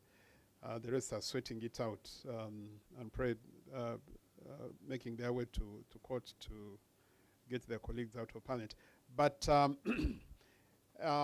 think it's a fair poll, in a sense that investment, I think, in fixed income, fixed deposits, was put as least risky. So I tend to agree with them. except, of course, the problem is some of these were bundled together. So when you talk about crop husbandry being risky, it's not every crop. For me, in my experience, it's mostly the trendy crops that we talked about, where you're just speculating, and the seasonal crops. But the longer the lifespan of the crops, the less the risk. For instance, bananas, forestry, and I think forestry probably came out there. Yeah. So those are not as risky. And let not my experience of losing so many acres to forestry, deter you from investing into forestry. There are many things that you can do. Those who are in the forestry cohort, I'm sure by now you must have discussed those. The headmaster made a mistake. One of the things that are too risky, he did not include it. Failing to risk, he did not include it. Failing to invest, it is the highest risk. So you're at a high risk not to risk. But what I would say, seasonal crops and those that comes as a deal, that let's plant this, and you have no backup. Let me give you an example. One of my guy, he sold the farm, and they told him hot pepper is a deal. He's going to export. So he sold all the animals. Actually, I'm one of them that bought the goats. No. I just came in when he had just started. So he sold, and I bought his goats. He went in the hot pepper. He bought a pump of 30 millions. He bought what? So he exported like twice. Then after some time, they said he took a wrong variety or whatever. Then that money was swept off. Right now, he's stuck. He doesn't have money to buy the animals. You get it? To put them back. And the thing is not moving. The materials are there. But I wish he had left animals. They would be producing. Okay, this question is for you, I think. I think one of the benefits of being self-employed, actually both of you, is that you're in control of your own time. So you're not mandated to retire at age 65 or so. But on the other hand, you may find that you're working a lot more than your counterparts who are in regular employment. Is there a risk of overworking? And how do you mitigate that? In my experience, I think I overworked when I just set up my audit firm with a close friend called Bidad's Kananura. We used to work late hours, I think on average 1 to 2 a.m. every day. But it paid off because we were just the two of us, and I think that time we had only 2 staff. So we overworked, and again, we took the gamble when we were still young, in our early 30s. But later on, as long as you organize yourself, especially if you're in the kind of self-employment that Hamis and I are into, there's not so much as overworking, because you learn to put structures in place, good management in place, and you can delegate. You have problems if you're doing too many things, like I told you that I did some years back, about 10 years ago, where you're doing this and that. You're chasing too many, too many things. You end up just chasing your tail. You're going round and round like a dog. And therefore, from that experience, I learned to specialize in particular things, put proper management in place. So the management is there. Like I told you, the problem I've been getting is, availability of unskilled and same-skilled laborers. But for me, I can't say there is such. I have enough time to do my Rotary. I have enough time to do some exercise. I walk a lot. I swim. I do all sorts of things because I control my my work schedule. Yeah. I think one of the things that you said was you did this when you were in your 30s, so you had all the time to. So 30s are a good time to. It is. Yeah, 30s is a very, very good time. And you notice that I also started doing these, side hustles when I was in my late 20s, early 30s, is when I was doing all these things. When I was in KPMG, URA, KPMG, PwC, I already started my poultry farm and then my hostel business. And so it was a good time, for me to risk these things. And I think, I don't know whether my friend Hamis touched it. When you're working, please start planning for your retirement when you're working, however comfortable you are in your job. And I don't think it's retirement, change of businesses, more like moving from one quadrant of rich dad, poor dad to another, from employment to, say, running a business or going into self-employment. When you're still working, I decided that I'd set up my own consultancy firm. I think about 5 or 6 years into employment. And I successfully managed to do that when the time came. So I started self-employment when I was in my early 30s. And therefore, I had the energy, everything that it takes. But most importantly, I had the passion and the risk appetite. Yeah. Miss, the question I'm going to ask you, I'm sure I already know the answer, but it doesn't hurt to ask. You might have changed your mind along the way. If you won the lottery, a large chunk of money, would you invest in agriculture and animal husbandry? Is it worthwhile? Are the returns high enough to justify the risk? Do you think you're in a better place today because of your business compared to if you had remained in full-time employment? First and foremost, I'll pose another question to the people who are employed. Don't you think you work harder than us and you're working for somebody else? You get it? Because you have a pressure of a supervisor, you get? And you have to make sure that you some of them, they even have a target. You get it? I'm not saying that you leave employment, use it to have your capital to be employed. I cannot complain about being self-employed. 2, me getting tired when I'm 34. The good thing the head teacher, headmaster have done is to bring somebody who is in 50 and somebody who is in 34. You get? Me, to get tired, it is not a problem. It's like you get tired to eat. Because I have to work, this is my years to work. And my target is to make 40 years when I have at least 5 billion investments. You get it? So if I don't work now, where am I going to get that money? Am I going to steal it? You get it? It is high time we work hard. Because me, I have my friends that are very rich. But they call me in the middle of the night. They want to discuss business. And they tell me, Miss, you're not supposed to be sleeping at this time. You get it? So it is not our time. Let's not even talk about being hardworking or working too hard. We are supposed to work. You get it? We are supposed to work. But you work on your own. By the time we make, they always say when you make 50 years, that's when you have to start enjoying swimming, doing what? Agri was really very right to say he goes to swim, he goes to do, because he used his time. You get it? And now he has what to eat to I want to know if Agri plays golf.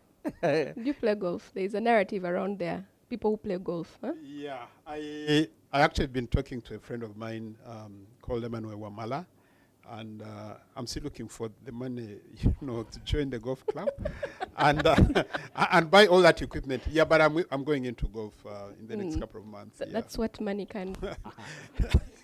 So me, I'm telling you, the guy is doing something right with his age. Me, I follow some of the people, Bita Ture, Jack Ma. I always listen to him. This other, my namesake, Ham Tower, something. I follow him critically, and I listen to his words. So me, I think, when you get off your job early, the better, because you're going to struggle for your own struggle. And what you're going to do, right now what I'm doing, what is giving me headache is where do I put the God's money? You get, how do I invest it? Because it's very easy to eat it all. Today, some 5 millions are dropping in, 10 millions, 3 millions. If you're happy and you're going to enjoy with agri, you know, you're eating a goat every day. So you get that point. So it is my time to work. Me, I don't think whether it's my time to relax. And I cannot say that I'm overworking, but I'm overworking on my own pressure. You get it?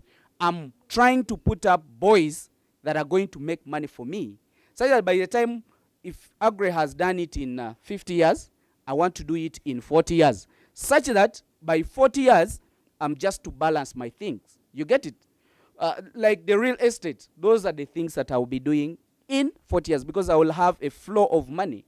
You get? But as per now, if I invest in real estate and I invest all the money I have, if I hang up when the houses have not done. By 40 years, you mean when you're 40 years, not in 40 years' time? Yeah, when I'm 40 years. Okay. Right. I'm looking at that. 6 years to go. 6 years to We go, are but I'm counting. ready to move. And I'm ready to move. And I want to be 40 years when I have created more other me that are really at my level. They can be able to get 50 millions, 30 millions. But you go to somebody that is employed, ask him for 10 millions. And you know, for my surprise, he can even go to the employer to give him advance of 10 million, such that he can pay slowly. He cannot. So you people, use your money very, very well. You get it? Use it well, invest what you have. It's not your time to go and enjoy, but you enjoy in your 20% of the money that you get. Don't go beyond that. Thank you. I think before I even go further, I just want to thank you both for your honesty in the way you've been talking to us about all of these things. Agri, we know investment consultants are often advising us to spread the risk, you know, of investing by diversifying. So put a little here, put a little there. Don't put everything in one basket. So if you're going to do goats, but also, you know, do poultry there, plant some maize there or something. Given the current conditions in Uganda today, is investing time and money in agriculture and animal husbandry worth the risk? Out of every 10 people you speak to who have done this, how many do you know that are reaping benefits? I've talked to many. I think part of my learning journey has been visiting farmers, and especially successful farmers in this country, and also in Kenya and South Africa. And there are many that have made it. Those who haven't are also there. It's a smaller percentage. But what I know is that the ones that have made it are farmers. They sit on their farms. So, and they've learned the game. They've learned the game of patience. They've learned that you don't just rush into farming or agriculture, you know, for you know, immediate returns. They've learned the game of balancing, you know, balancing the risk profile. One of my close farmer friends is a Mchiga who lives in Masaka, called Agri Katama. So we share a name. We actually share initials, and we share passion. Agri made it into business when he was you know, a bank manager somewhere, and he woke up one day and left his job, and he's never looked back. But well, he's gone through, you know, the normal challenges that everybody goes through, not necessarily in farming. But over the years, he's diversified away his risk from poultry. He's gone into piggery. He's big on coffee. I don't want to mention the acreage, but just know it's in hundreds of acres, into bananas, into forestry. So what he's done, he's balanced. So the people, I'll repeat it, the people who have been successful in farming have diversified their farming practices and therefore balance the risk profile. Agri, earlier you shared with us how you burnt your fingers. Yeah. Hamis, we want to know if you've burnt your fingers in the 3-4 years that you've been doing this, how badly did you burn your fingers, if at all you did? What's the lesson there for somebody else who is, I mean, all of the people that you're inspiring to come in and do goat farming? Tell us. Yeah, thank you very much. I can't say that I didn't burn my finger. Of course I did.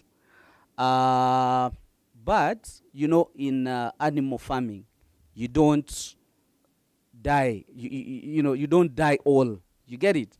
Like me, I have ever lost over 100 goats. To lose 100 goats, that is 50 millions. It was due to PPR. There is a farmer sold me all of his goats. I bought all of them. Now they started reacting from my farm. But since I have a quarantine, I was able to handle I bought over 400, so I lost 100. I was upset, but I know that every business has a risk. But you know, the rest 300 that stayed, after like 6 months, I produced over 400. You get it? So the risk in animals, it's not the risk like in tomatoes.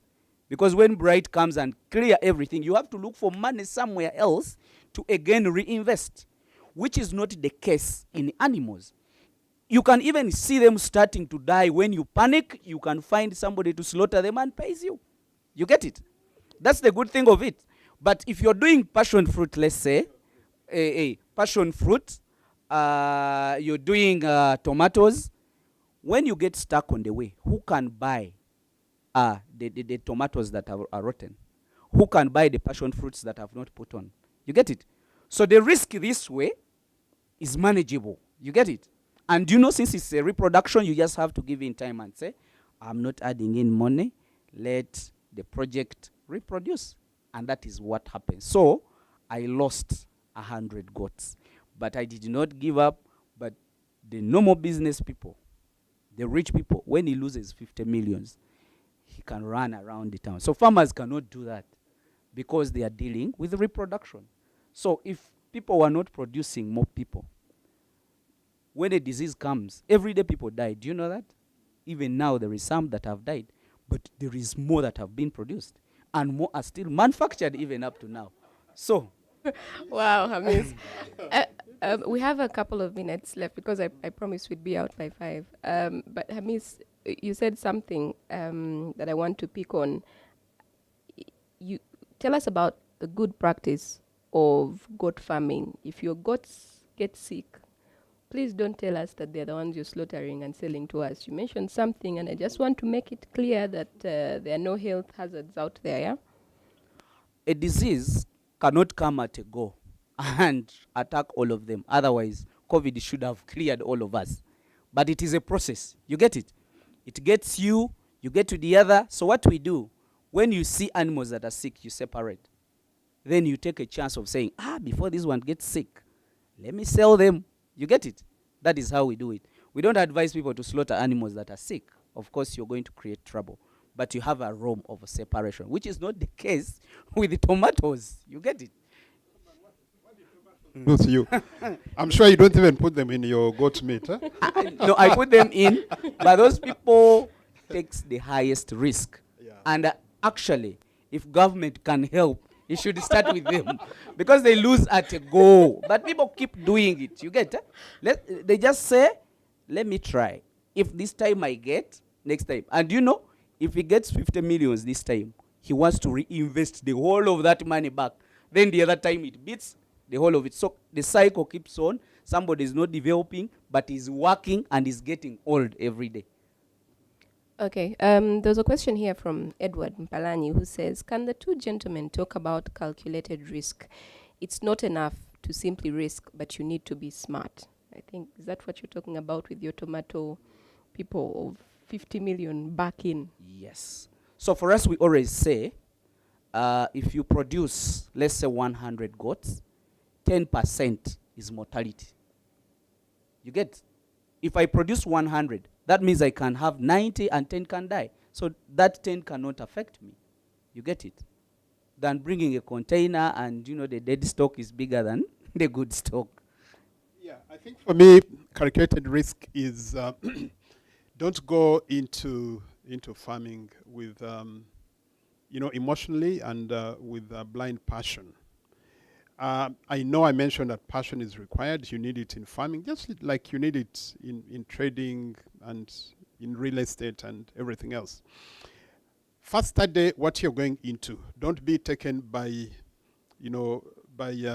trends, like my friend Hamis calls it. The use the time.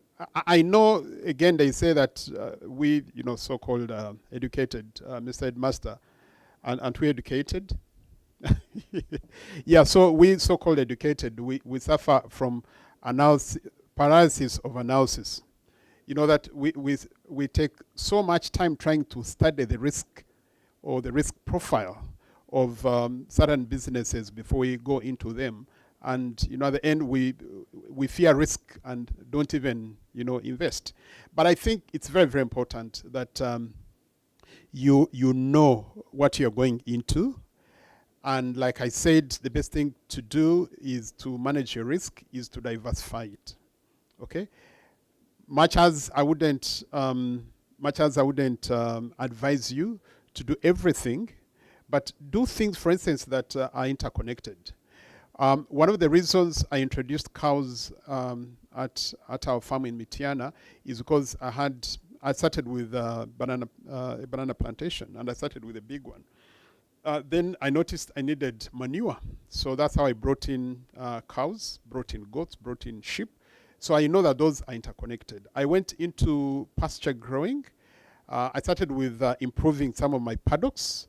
Then later on noticed that I could make money from actually growing pasture. A friend of mine, Wechitiwa, Robert Wagwansibira, calls me omulimi wa muddo, that I'm a weed grower. Omulimi wa muddo in French means a weed grower, but the other weed. But I don't grow that weed, although I'm thinking of going into it. The government now has licensed us to do it. But so I went into pasture. So you can see my enterprises interconnected. Yeah. None of you has been encouraging us to go into growing the other weed. I'm not sure why, but Hamis, you wanted to say something?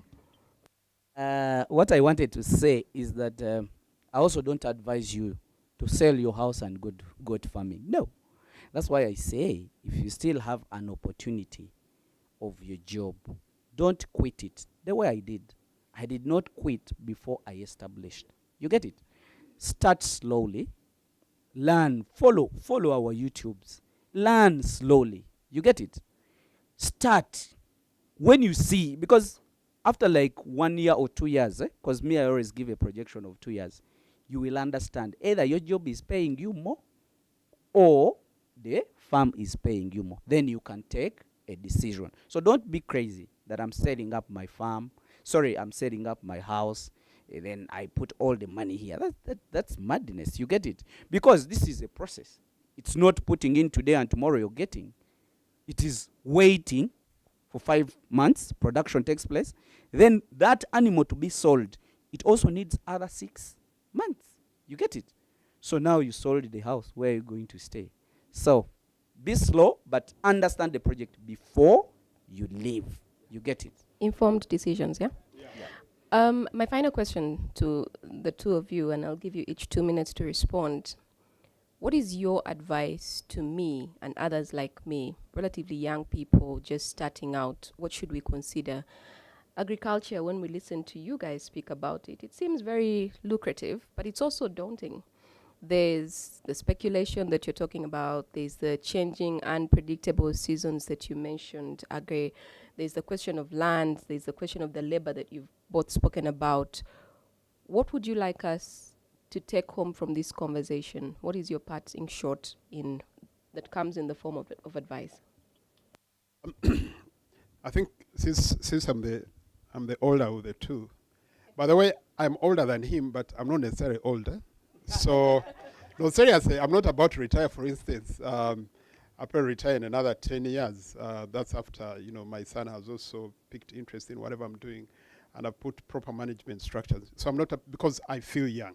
I feel as young as when I left PricewaterhouseCoopers. So apart from this great thing, because I also have a maize mill. So don't think that this is gray hair. But jokes aside, you see, in my introduction, I was introduced as an agripreneur. So going into agriculture does not necessarily mean that you should go and get a hoe and also dig, okay?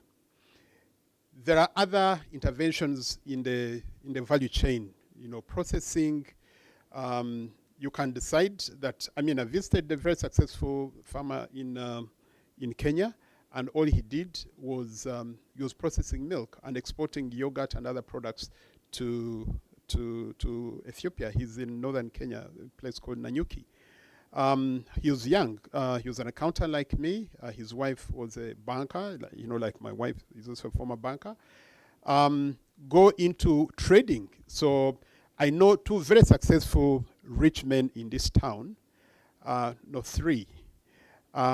They make much more money than probably all farmers combined, especially maize farmers in this country, from just buying produce and spending money only on storage and waiting for the right moment, and they sell produce to World Food Program.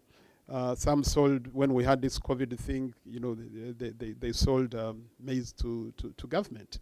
So yes, I encourage young people like you, Josephine and others, to join farming, but look at the spectrum of the value chains that you think fits your interests, your risk appetite, and you can make money from. So you all don't have to go in the bush and and start digging and suffering with snakes and wild animals that we went through.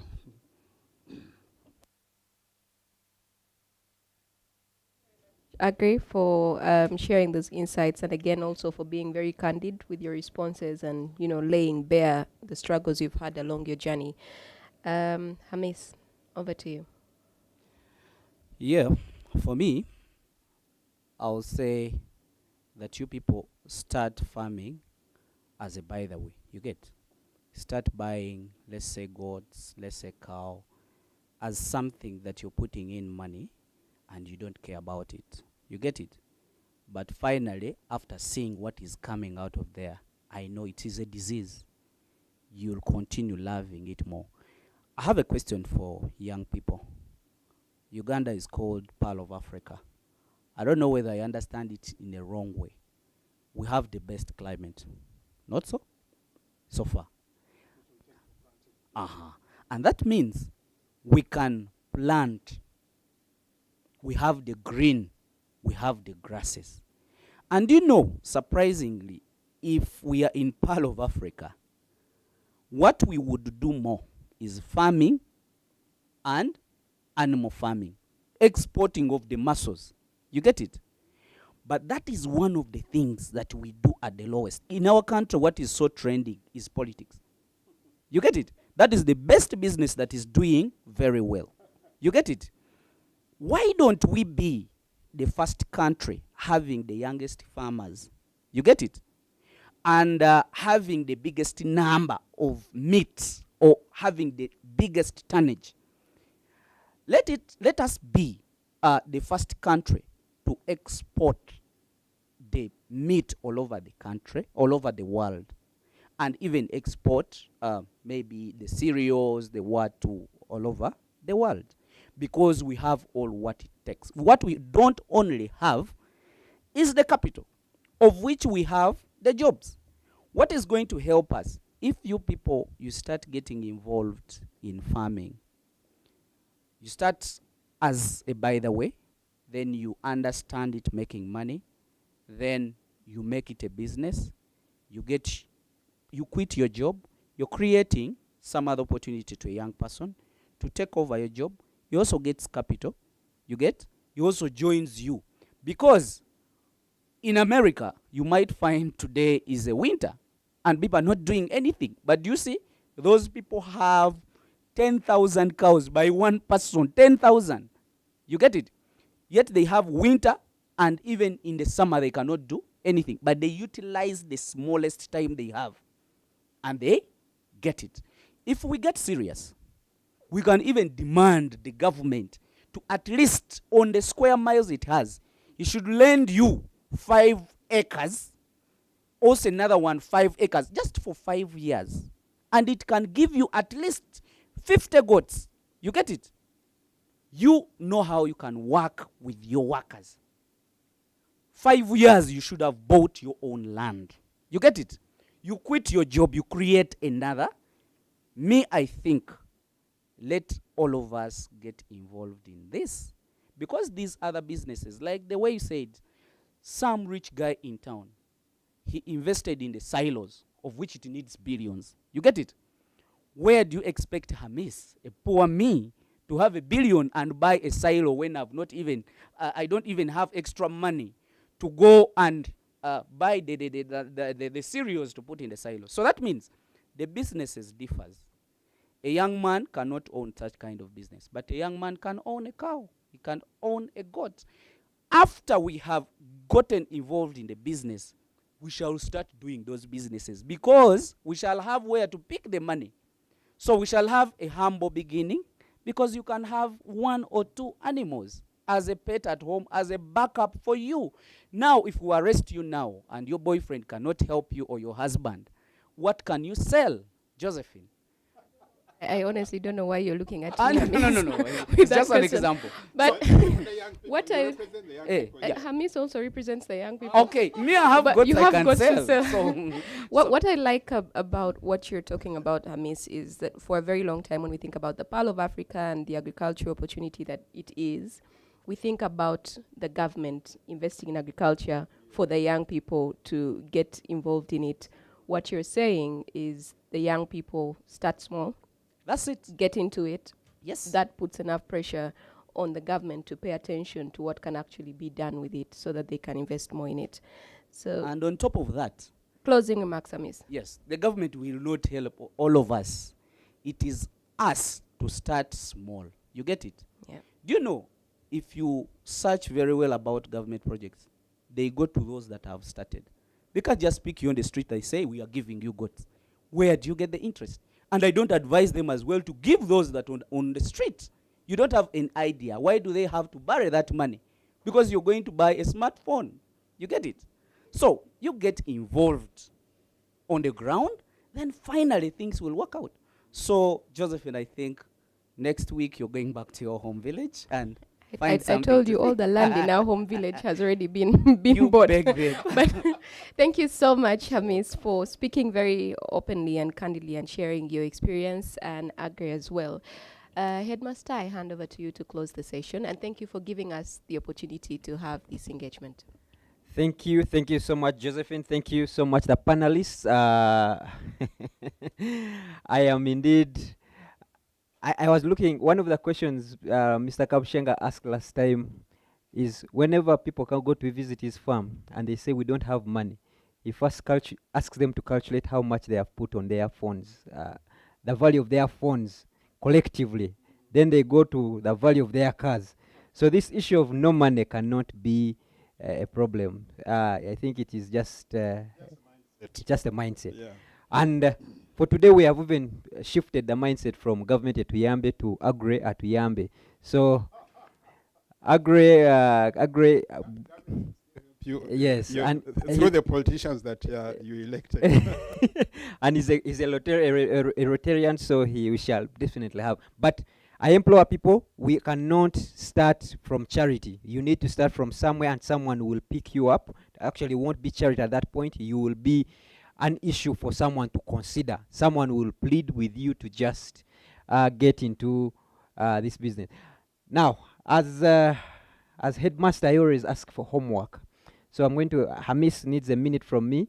Then I will also give you homework to share with us. Yes, Hamis.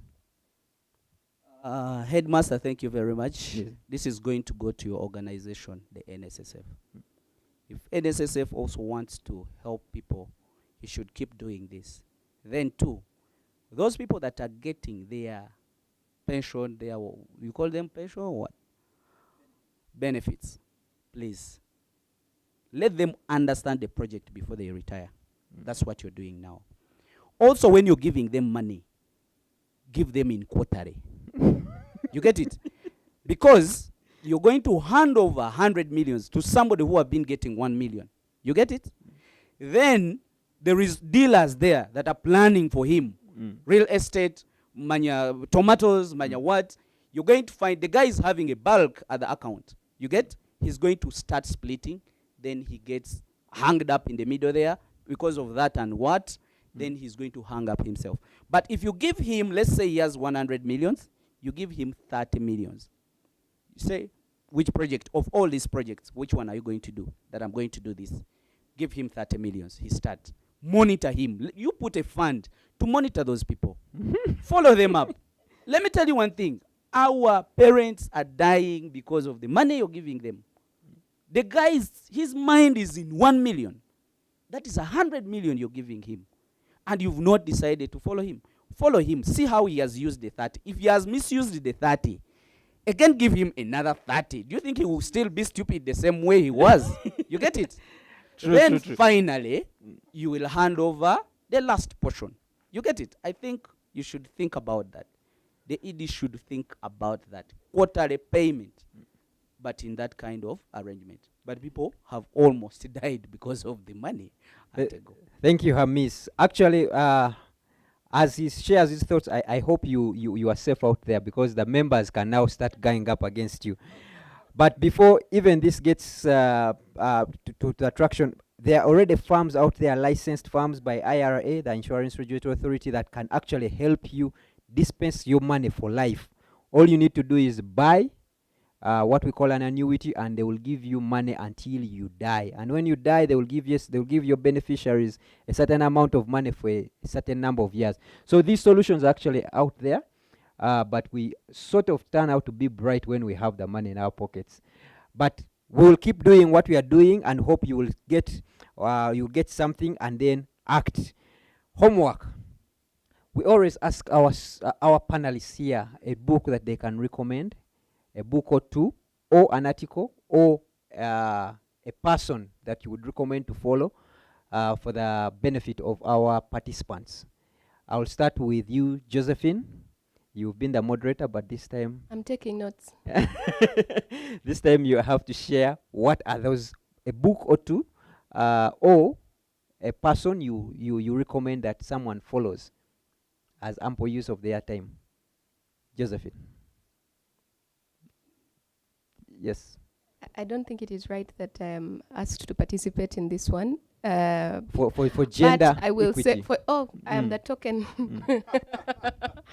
No, but I think a book, not even related to business, but a book that has set me straight in many ways, is a book called The 4 Agreements. I can't find the name, but it's called The 4 Agreements, and it's really life principles. I know people hate self-help books, but it's a book that sort of just slaps you with the truth about things that you should keep an eye on. Thank you, Josephine. Agri? Homework.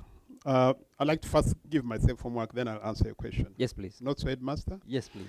My homework is because of biosecurity and again also the health of my workers and ourselves, we may not handle crowds of people at the farm to guide them. So what I want to give myself as homework is start a vlog. That's what they call it, you young people. So that I can share my thoughts, my experiences with people out there. And what I want to start with, because again it ties in with my profession, is guide people on what kind of records they should think about keeping before they start, and for those who have started, because I have a rich background in that. I practice it on my farm, and I've guided many other people on how to keep good books of accounts, very simple ones that also help you with accessing grants. There have always been grants out there, but you can't access them unless you've been keeping very good, basic books of accounts, and if there are any loans of any sort. So that's my homework to myself, and I'll make sure that I deliver on it. But reading, and because we are still in this agribusiness thing, for the last couple of years, I've been reading Seeds of Gold, both in Monitor, I think, and in Nation, especially Saturday Nation. And I think in Standard, it's in Sunday, or I've forgotten. I read more of Seeds of Gold in Saturday Nation. I think since they started, I've never missed a single article. But there's so much. There's a lot of sharing by, experienced farmers and professionals in there. And I think also they, after every year, they make magazines. They compare magazines. And there's so much information you can learn from there. Yeah. Thank you so much, Agri. Just because New Vision is a listed company and we are NSSF, we are shareholder, I also will add on Harvest Money. Yes, Harvest Money. Yeah. Yes, thank you. And finally, Hamis. Yeah, me, I request they follow the Harvest Money. Also, some people, do you know there is some people who talk sense and you don't go like that? I follow that guy called Ham. He speaks sense, and when you look at it, you can take away all the rubbish that you say, that is funded by government, this is funded by this. He gives you an opportunity to think, how can I make money? There is some other guy called Bita Ature and Kabshenga.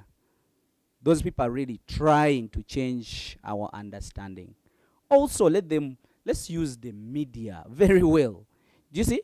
Because there is no way how you would know me. You get it?